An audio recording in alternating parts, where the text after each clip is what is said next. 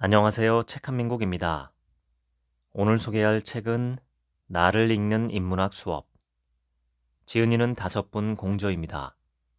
이영민, 유성경, 송태현, 송영빈, 장한업. 머리말을 읽겠습니다. 이 책은 5명의 교수가 함께 썼습니다. 전공은 지리학, 심리학, 문예학, 언어학, 교육학으로 모두 다릅니다.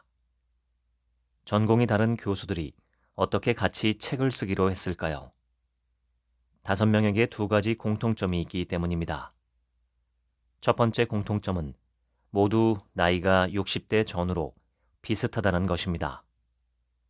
삶을 진지하게 생각하기에 딱 좋은 나이입니다.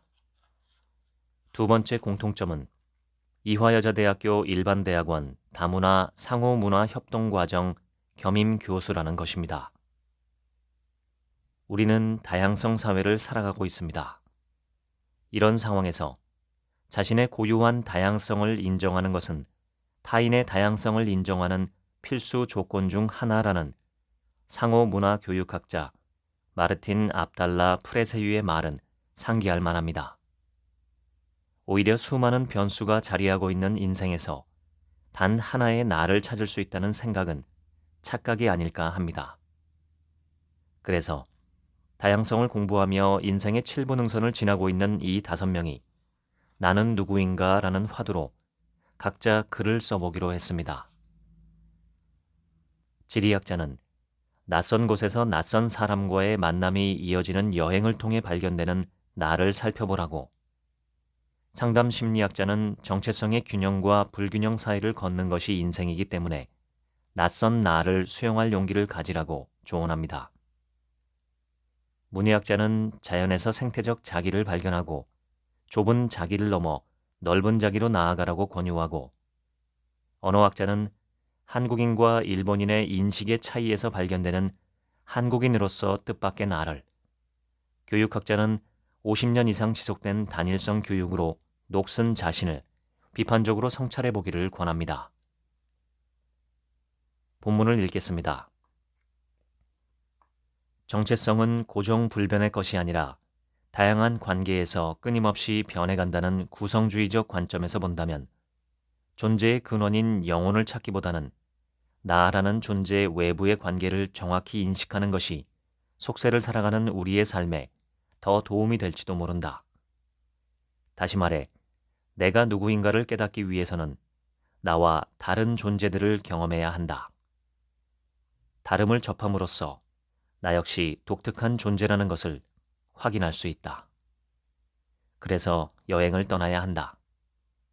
내가 사는 익숙한 이곳, 즉 같은 법적 제도와 문화적 관습의 사슬에 갇혀 비슷한 방식으로 살아가고 있는 사회 집단에서는 내가 독특한 존재라는 것을 확인하기 어렵다. 여행을 떠나야 평범하고 낯익은 일상에서 벗어나 더 넓은 세상으로 나아가게 된다.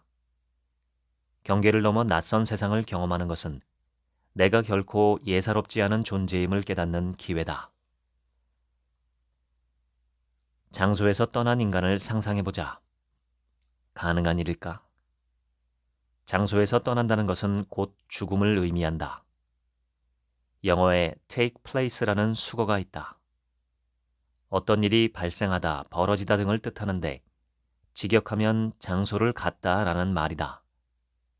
인간의 모든 일은 항상 장소를 가져야만 이루어진다.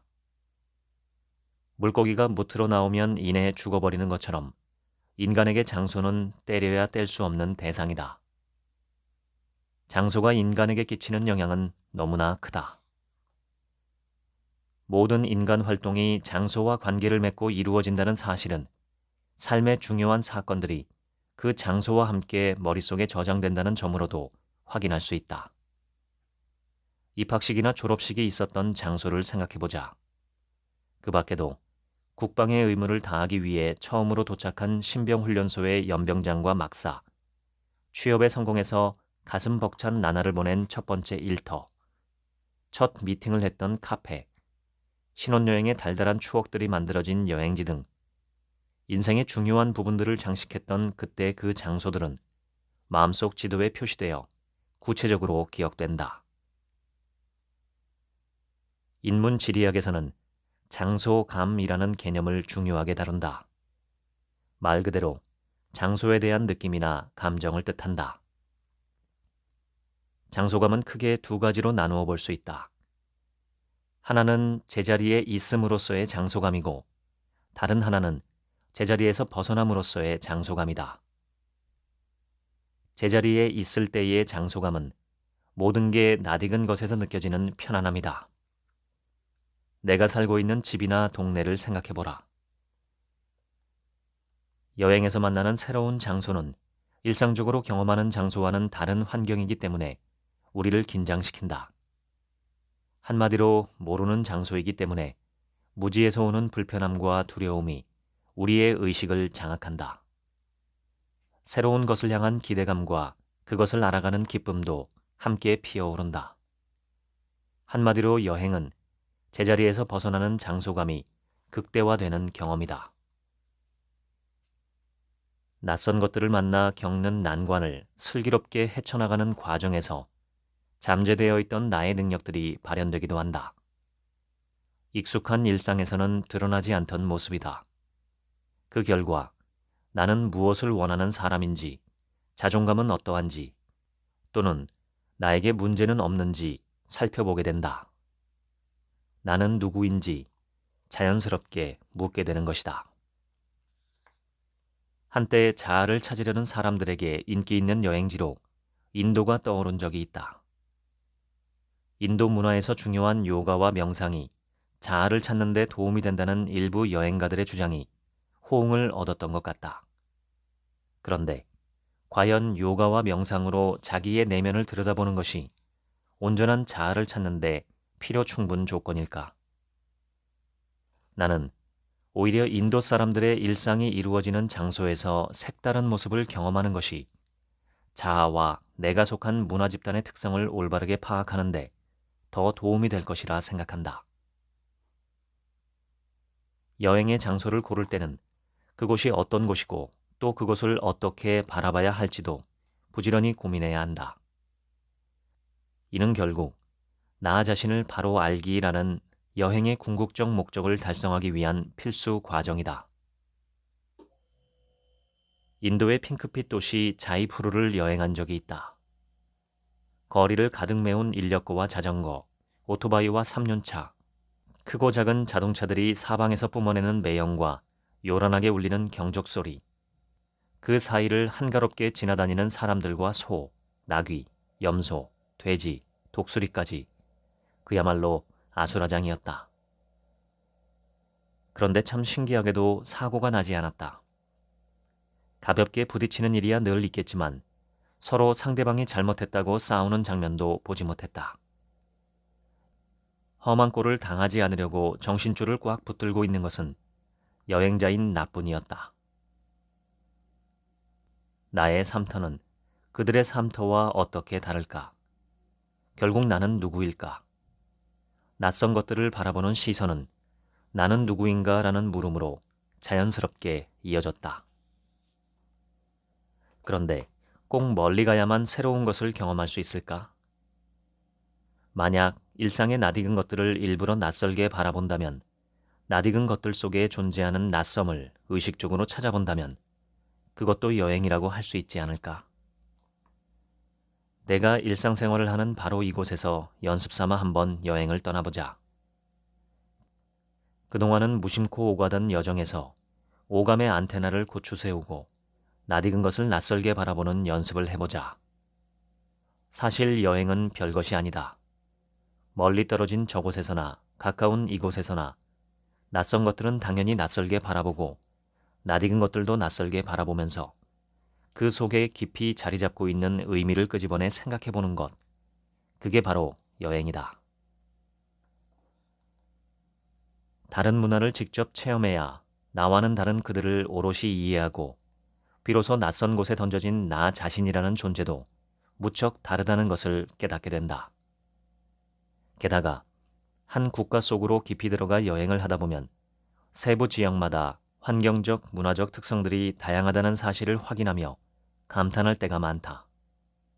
그러니 국가 간의 차이뿐 아니라 국가 내의 차이에도 주목해보자. 그러면 세상은 그저 넓기만 한 것이 아니라 무척 깊다는 점도 깨달을 수 있다. 2장. 인생이 힘들다면 나부터 공감하라. 에리히 프롬은 사랑은 기술이 아니라 이해에서 출발한다고 말한다. 상대를 제대로 이해하지 못하면서 사랑하는 것은 불가능하다. 자기 자신에 대해서도 마찬가지다. 진정으로 자기 자신을 사랑하려면 자신을 제대로 이해해야 한다. 사랑하는 대상을 어떻게 이해할 수 있을까? 많은 경우 우리는 상대를 이해하기 위해 세세하게 분석한다. 어린아이가 개구리의 내부 기관을 알아보려고 예리한 칼날로 철저하게 해부하듯 말이다. 프롬은 이러한 잔인함의 근원은 더욱 깊은 것, 곧 사물과 생명의 비밀을 알고 싶어하는 소망에 있다고 했다. 그런데 그렇게 해부하면 개구리는 죽는다. 나 자신의 비밀을 알게 되는 참된 방식은 무엇일까? 프롬은 그것이 사랑이라고 말한다. 사랑은 알고자 하는 대상에 대한 지식이 아니라 대상에 대한 경험을 통해 알아가는 과정이며 진정한 공감의 과정이다. 내가 어떻게 해도 변화시킬 수 없는 상황에 부닥치면 그러한 환경과 조건 앞에서 한없이 무력한 자기를 만나야 한다. 아무리 애를 써도 환경과 상황을 바꿀 수 없고 왜 내가 그런 일을 당해야 하는지 납득도 용납도 되지 않을 때 사람들은 그 문제에 사로잡힌다. 그 문제가 해결되지 않는 한 도저히 삶의 진도를 나갈 수 없다는 생각에 매몰된다. 그런 자기 모습을 대면하면 우리는 자기 자신을 마구 구박하기 시작한다. 대체 너 왜 이러니? 너 정말 이 정도밖에 안 되는 사람이었어? 결국 자기가 싫어지고 바보 같아 견딜 수 없게 되는 것이다. 문제를 해결하지 못하는 자기 자신을 용납할 수 없는 상태에서 상담실을 찾아온다. 장폴 사르트르는 이를 체포된 상태라고 했다. 무력감이 커지면서 자기 자신의 마음도 통제할 수 없게 된다. 그래서 상황이 끌고 가는 대로, 감정이 덮치는 대로 자기 자신에 대한 주도권을 다른 누군가에게 내어주게 된다. 이는 마치 어린아이들이 인지가 발달하는 과정에서 자기중심적으로 세상을 인지하는 경향과 비슷하다. 어린아이는 발달 특성상 자기 주변에서 일어나는 모든 일이 나 때문에 일어났다고 생각하는 경향이 있다. 자신이 근본적으로 잘못된 존재이기 때문에 이런 어려움을 겪는다고 생각한다. 부모에게 학대를 당하고 부모가 싸움을 하고 이혼을 하는 원인도 자기 자신 때문이라는 식의 근거 없는 생각에 빠지는 것이다. 심지어 부모님이 일찍 돌아가셔서 무의식적으로 죄책감을 지니는 경우도 있다. 온전한 나의 것이 없는 외부 세계에서 내가 통제할 수 있는 1%라도 찾아 통제감을 가질 수 있으면 사람들은 중심을 잡기 시작한다. 세상이 완전히 무너진 것 같은 무력감 속에서 살아나려면 통제할 수 있는 영역에서 희미한 1%의 가능성을 붙잡아야 한다. 그 가능성을 붙잡는 주체성이 새로운 나를 만나게 해준다. 내가 누구인지를 알아가는 것은 형이상학적 탐색이 아니다. 실패하고 차이고 깨지는 구체적 사건을 겪으면서 낯설게 만난 나에게 찬찬히 말을 건네고 표정을 들여다보고 하고 싶은 이야기를 편히 할 수 있게 해주면서 알아가는 것이다. 이런 낯선 나 자신에게 손을 내밀고 받아들이려면 용기가 필요하다. 이제까지 살아오면서 유난히 어려움을 겪었던 지점이 있는가? 그 지점에서 당신은 심각하게 마음고생을 했을 것이다. 그 고통은 당신의 인생 곡선에서 변곡점이 되었을 것이다. 그 고통의 경험은 똑바로 대면하면 이전과는 전혀 다른 자기가 되는 자기 갱신의 기회가 될 수도 있다. 정신분석의 창시자 프로이트는 오이디푸스 신화를 통해 부모가 자녀에게 끼치는 운명적인 영향력을 통찰했다.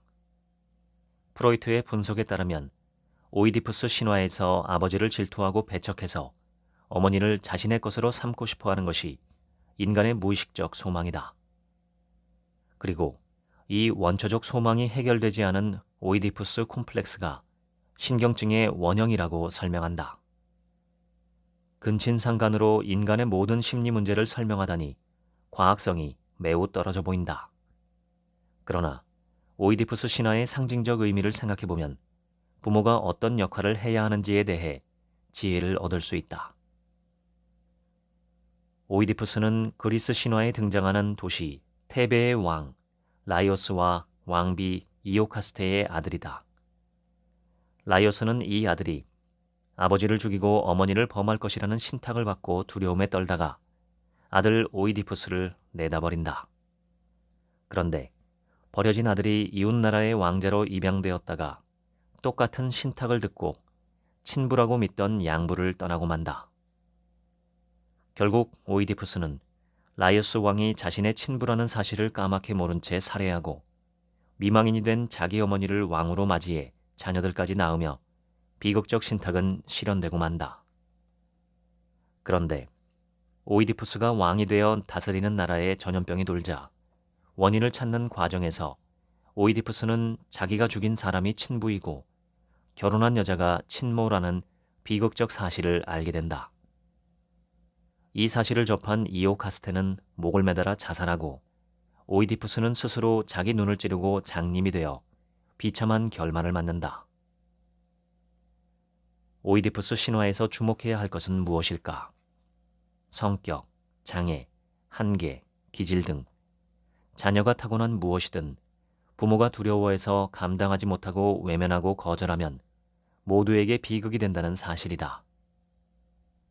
자녀가 타고난 자기다움을 건강하게 발현하기 위해서는 자신의 모습 그대로 기꺼이 감당해줄 대상이 있어야 한다.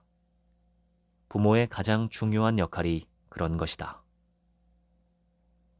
부모가 자식을 감당하기가 버거워 내치거나 아니면 자기 틀 안에 가두어 통제하려고만 할 때 아이들은 고유한 자기다움을 펼쳐나갈 수가 없다. 대학에서 만나는 모범생들 중에는 가여운 오이디푸스가 많다.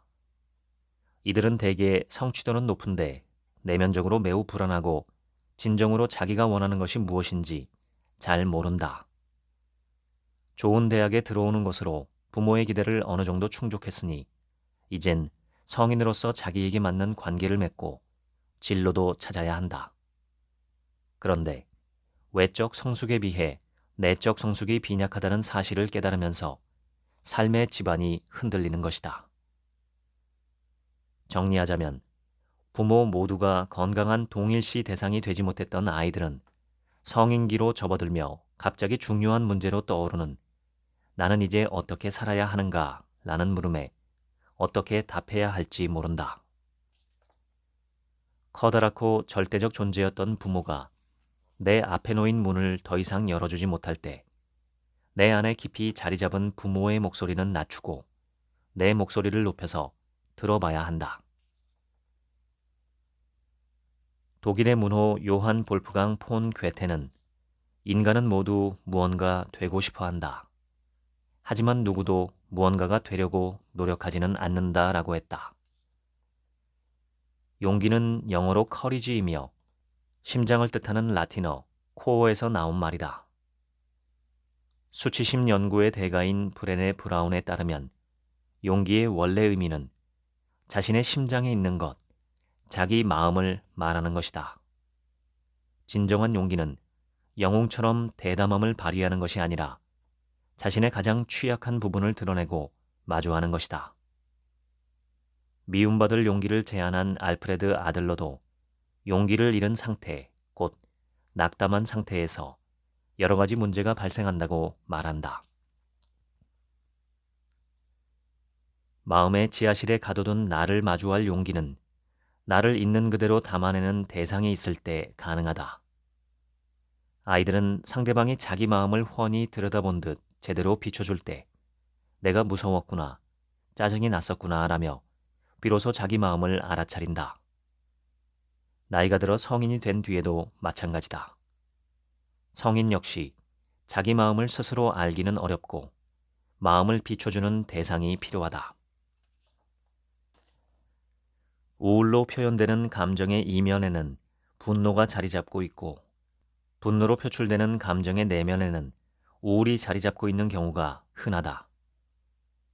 폭력적으로 행동하는 비행 청소년들이 실제로는 깊은 우울에 빠져 있는 경우가 많으며 우울을 호소하는 중년 여성들 중에는 분노를 내리누르고 있는 경우가 태반이다. 자기 자신을 보다 깊이 이해하려면 수면 위로 올라온 감정보다는 그 이면의 감정을 확인해야 한다.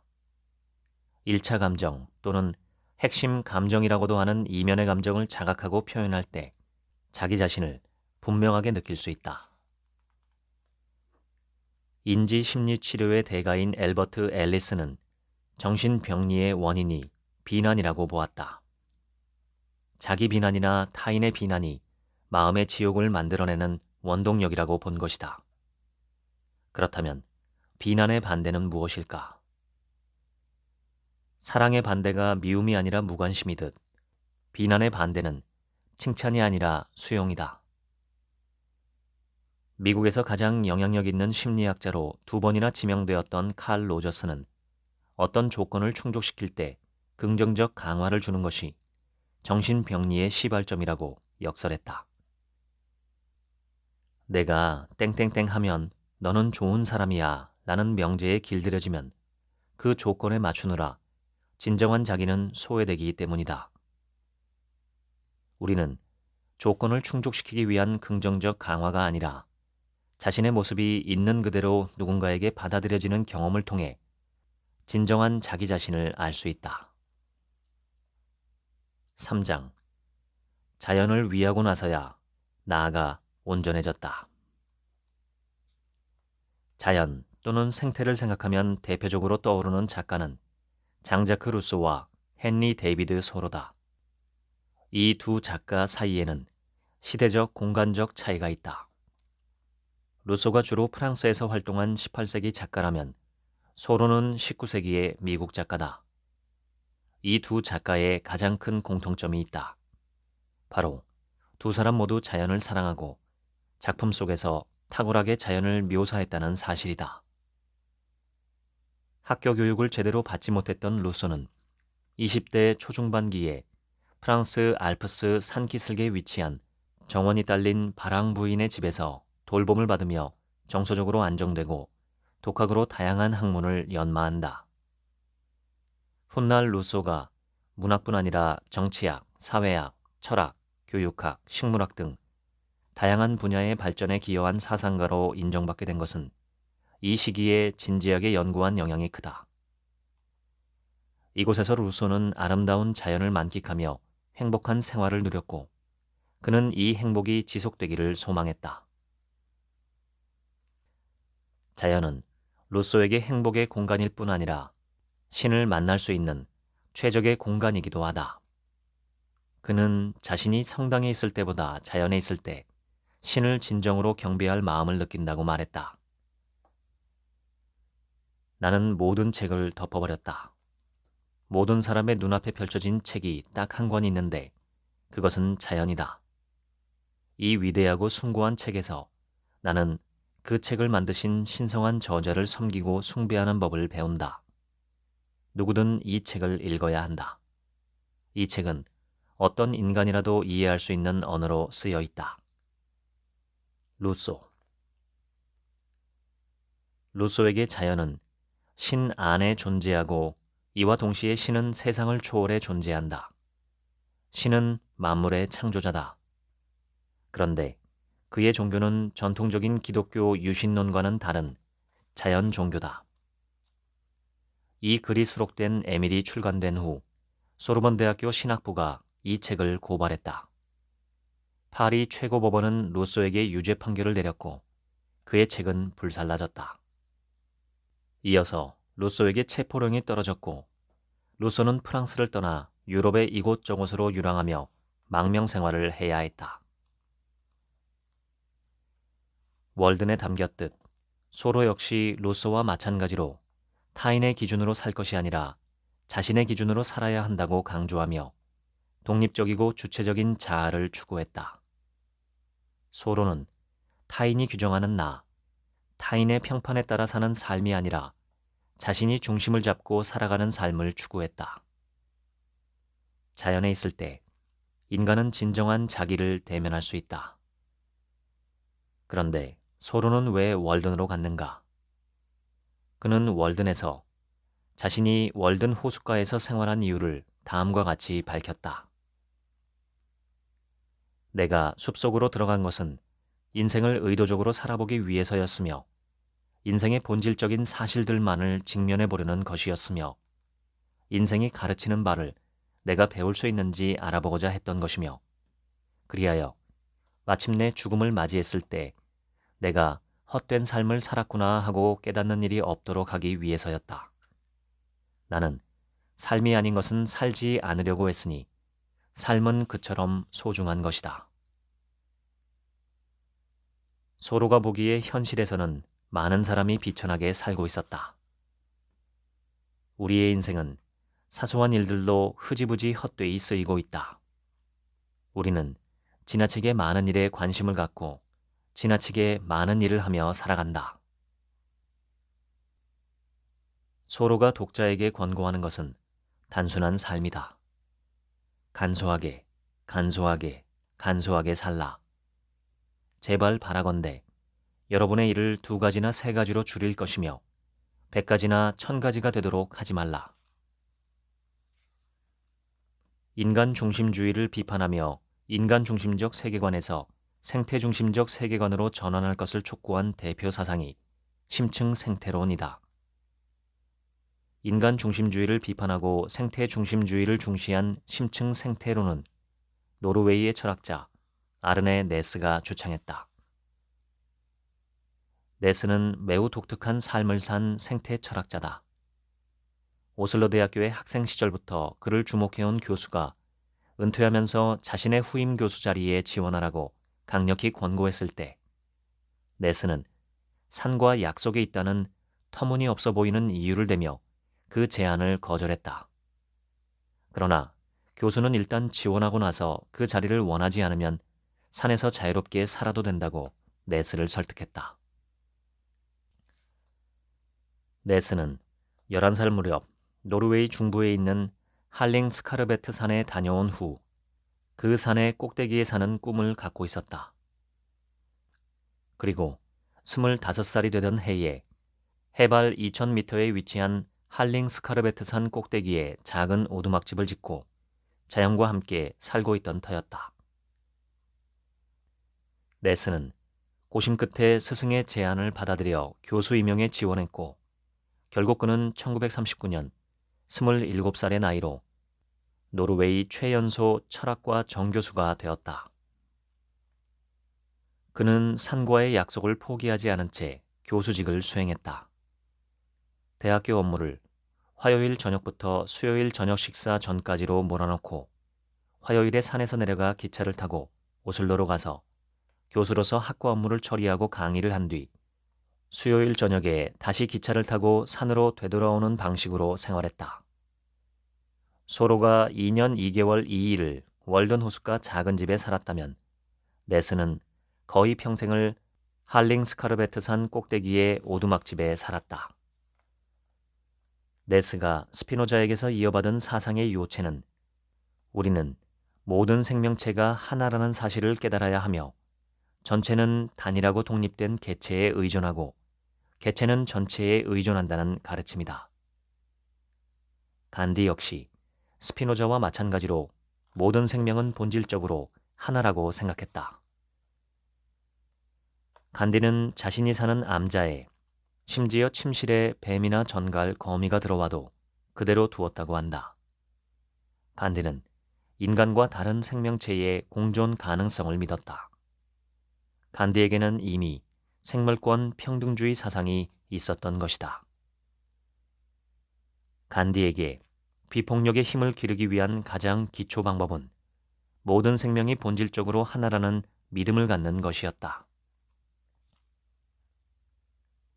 네스의 관점에서 인간은 생태계 구성원 가운데 가장 우월한 존재가 아니다. 인간은 생태계라는 그물망을 이루는 하나의 매듭에 불과하며 모든 생명체는 서로 연결되어 있다. 네스의 심층 생태론은 원칙적 생물 평등주의를 지향한다. 정리하자면 네스는 모든 생물이 밀접하게 상호 연결되고 이에 따른 동일화를 통해 생태적으로 참다운 나에 이른다고 본다. 이렇게 도달한 보편적인 자기는 자유로운 자연을 보호하는 것이 곧 우리 자신을 보호하는 것이라고 여기게 된다고 말한다.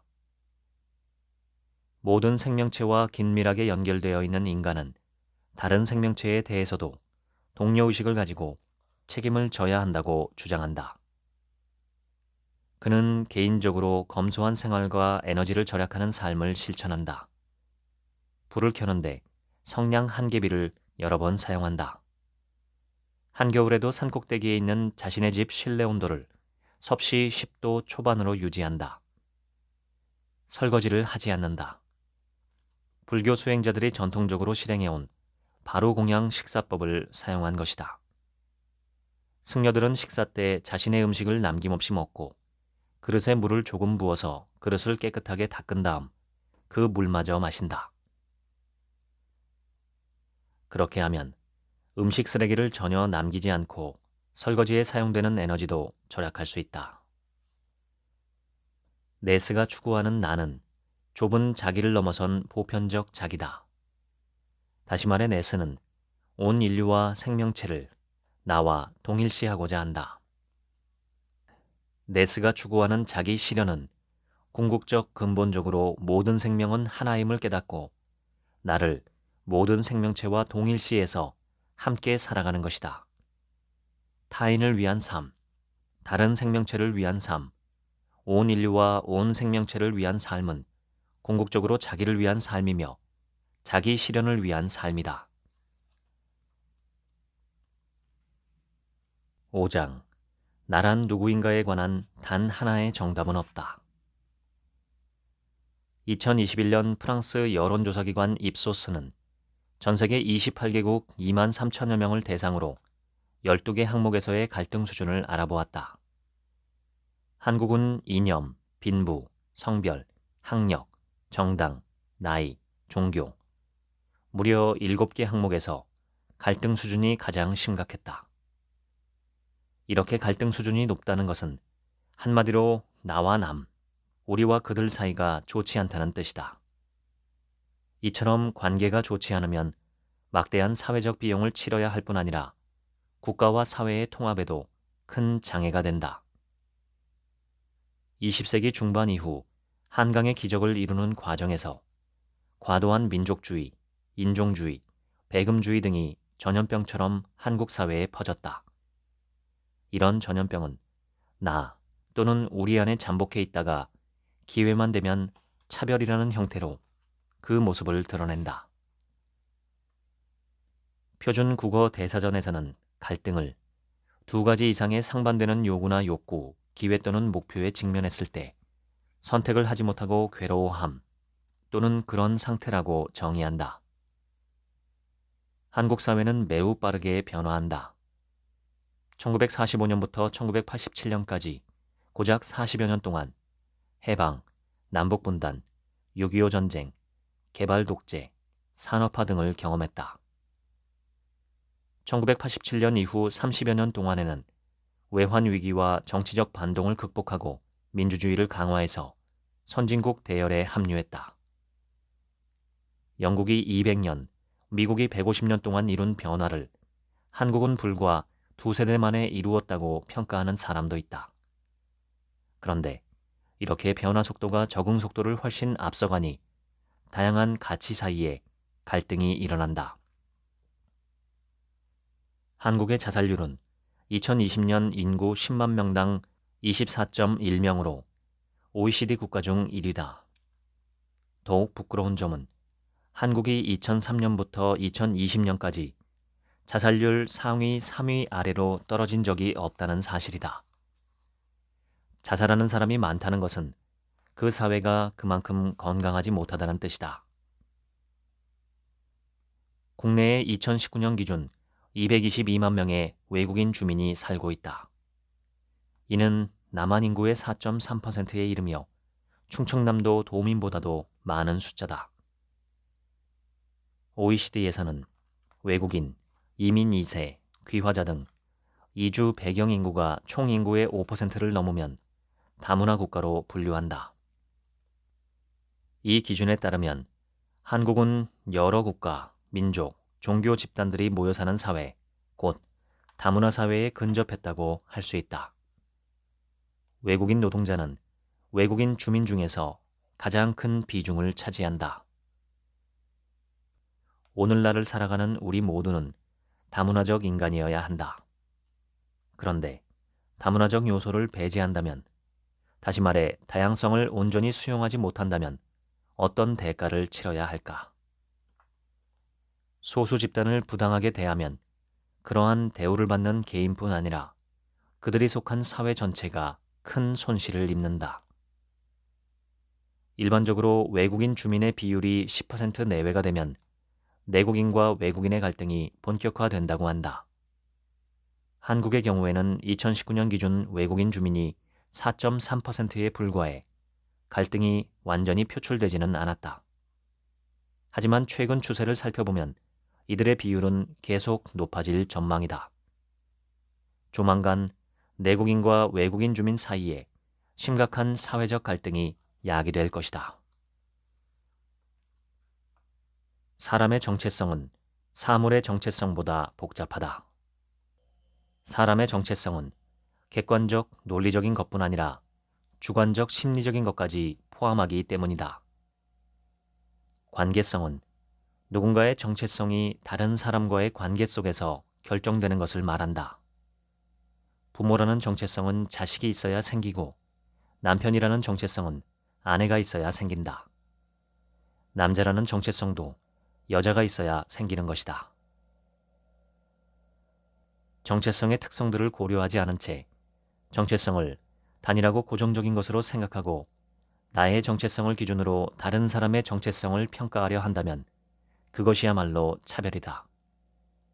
차별은 한마디로 차이로 구별하는 것이다. 우리는 일상에서 늘 차이로 무언가를 구별하며 산다. 어떤 행동이나 기준을 차별이라고 말하려면 첫째, 비교 대상이 있어야 하고 둘째, 이 대상들을 불평등하게 대우해야 하며 셋째, 이러한 불평등한 대우에 합리적인 이유가 없어야 한다. 결혼식 때 양가 혼주가 입는 옷을 예로 들어보자.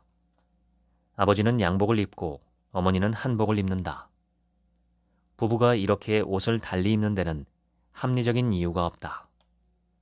풍습이라고 하기에는 그 역사가 너무 짧다. 1950년대 결혼식 사진을 보면 혼주는 모두 한복을 입었다. 지금처럼 혼주가 성별에 따라 다른 옷을 입게 된 것은 남자는 현대적이어야 하고 여자는 전통에 따라야 한다는 뿌리 깊은 차별의식 때문이다. 이런 현상은 장례식에서도 찾아볼 수 있다. 남자는 양복을, 여자는 한복을 입는다. 직접 차별은 민족, 피부색, 종교, 나이, 성별 등을 이유로 어떤 한 개인이나 집단을 불리하게 대우하는 것이다. 나이가 많은 사람도 충분히 할 수 있는 일이지만 채용 공고에 연령 상한을 명시하면 직접 차별에 해당한다. 간접 차별은 표면상으로는 중립적으로 보이지만 실제로는 특정인을 불리하게 대우하는 것이다.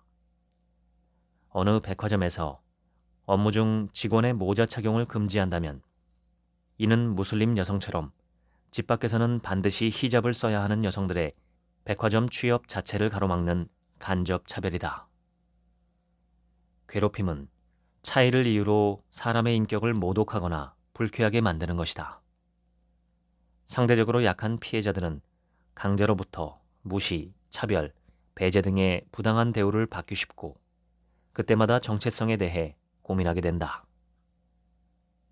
단일 민족의식이 유독 강한 한국인은 로마에 가면 로마법을 따라야 한다는 논리를 내세워 결혼 이민자에게 자신의 정체성을 버리고 한국인 정체성을 가지라고 노골적으로 요구하거나 그렇게 할 것을 은근히 기대한다. 이런 압력은 여러 가지 이유로 부당하다.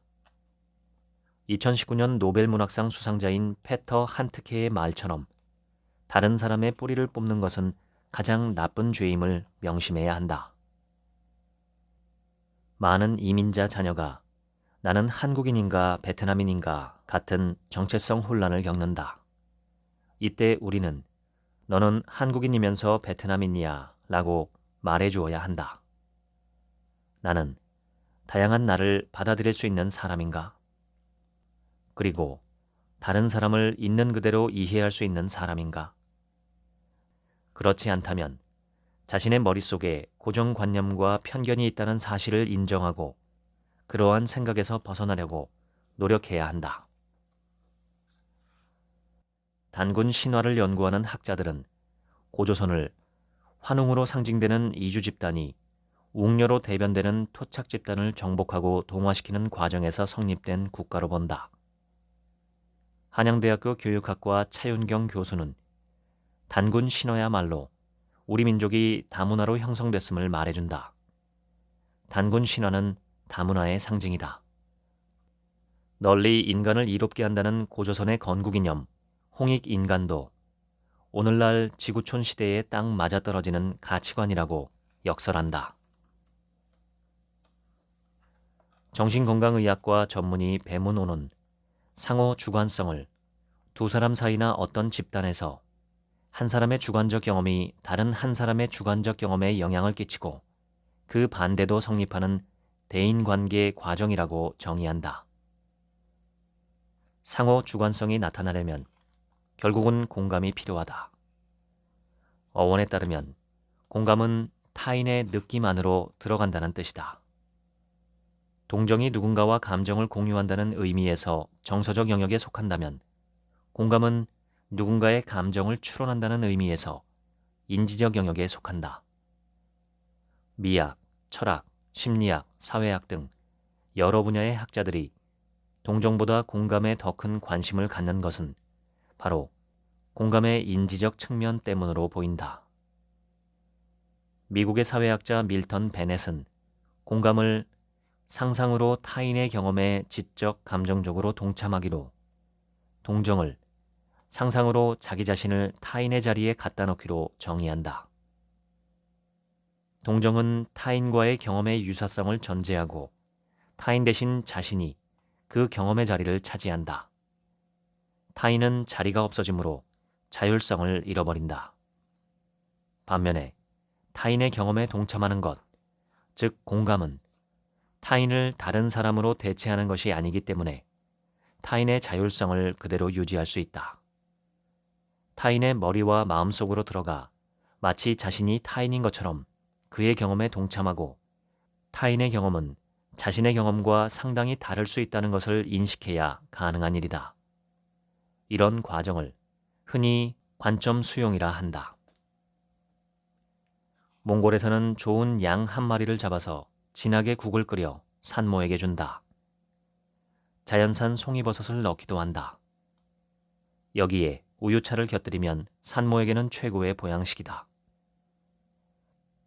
버섯을 넣은 양고기국과 우유차는 영양이 풍부해서 모유가 잘 나오게 할 뿐 아니라 출산으로 늘어진 배를 수축시키는 데도 효과가 있다고 한다.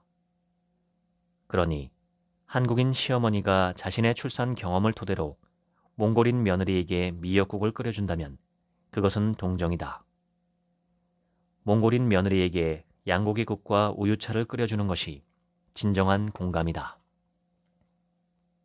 우리 사회는 다문화 사회로 옮겨가고 있다. 적어도 두 가지 사실을 염두에 두어야 한다. 하나는 문화적 차이가 자연스럽고 정상적인 것이라는 사실이다.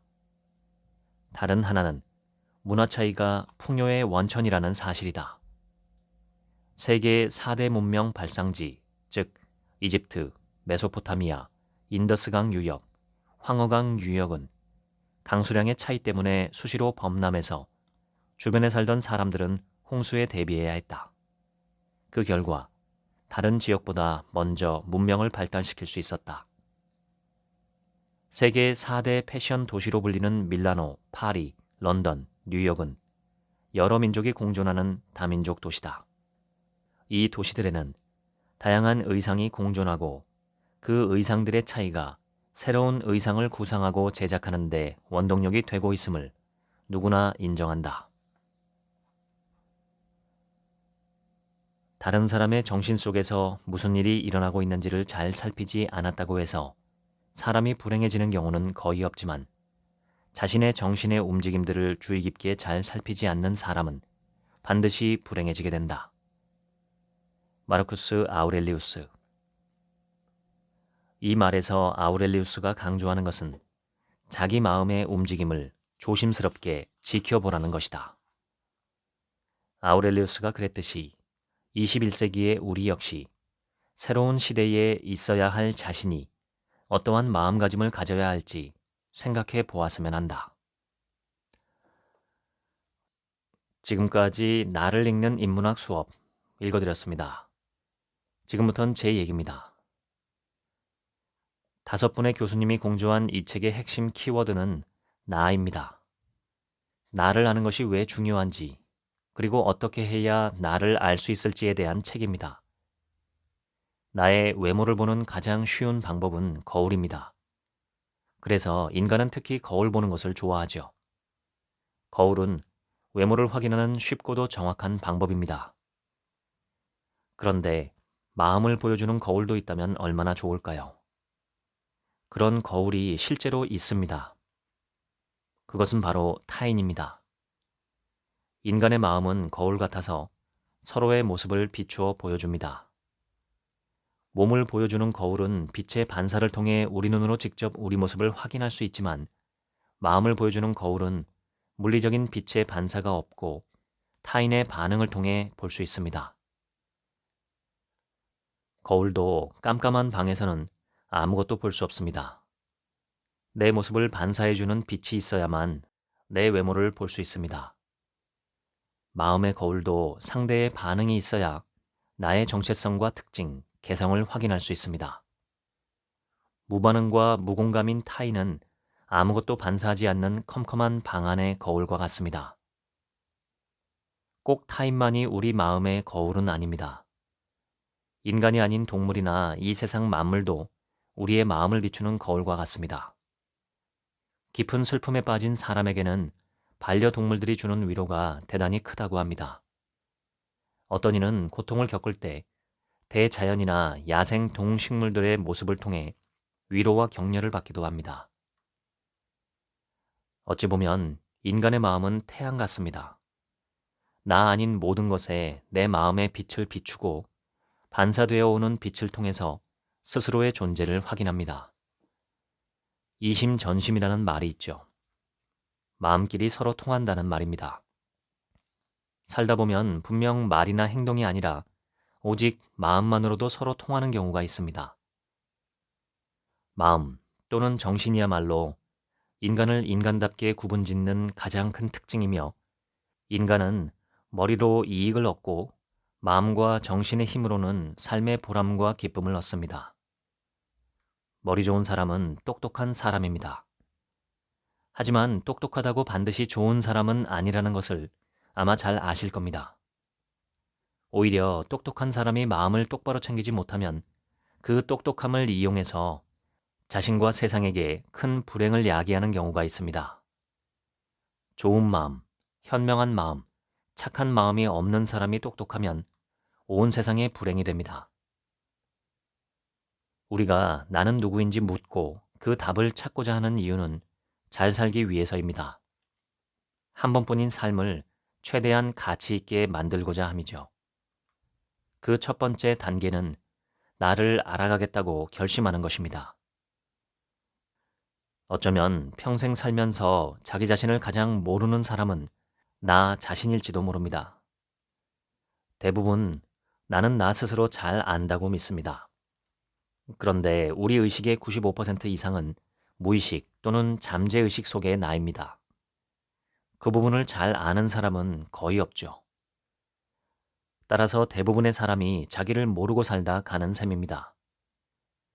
이 책에 나온 것처럼 여행, 낯설게 보기, 타인과의 공감, 자연과의 공감 등 나를 아는 방법은 여러 가지입니다.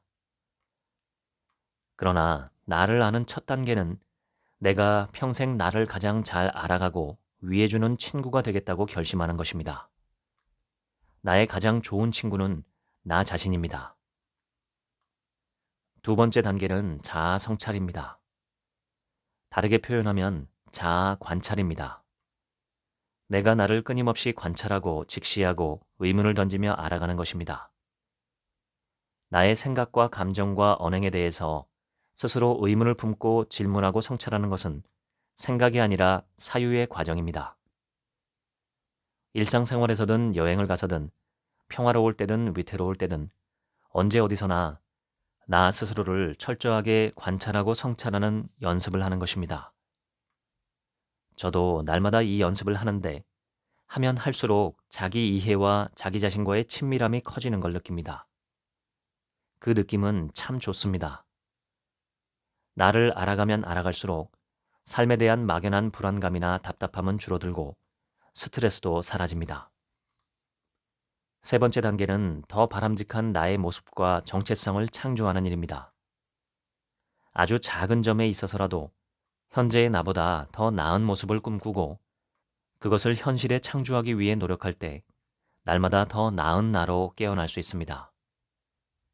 나를 알아보기로 결심하고 나를 성찰하며 더 나은 나를 만들기 위해 행동하는 이 3단계는 제가 명상에서 배운 것입니다. 지난 3월 12일부터 21분의 수강생들을 모시고 매주 일요일마다 제 명상 선생님이 진행하는 수업을 함께 해왔고 돌아오는 일요일이 마지막 10주째 수료식입니다. 수강생분들의 이야기를 한마디로 요약하면 스트레스가 많이 줄었다는 것입니다. 마음의 괴로움이 줄었다는 얘기를 하시는 분들이 많습니다. 이번 10주 과정 1기가 끝나면 곧 2기도 모집할 예정입니다.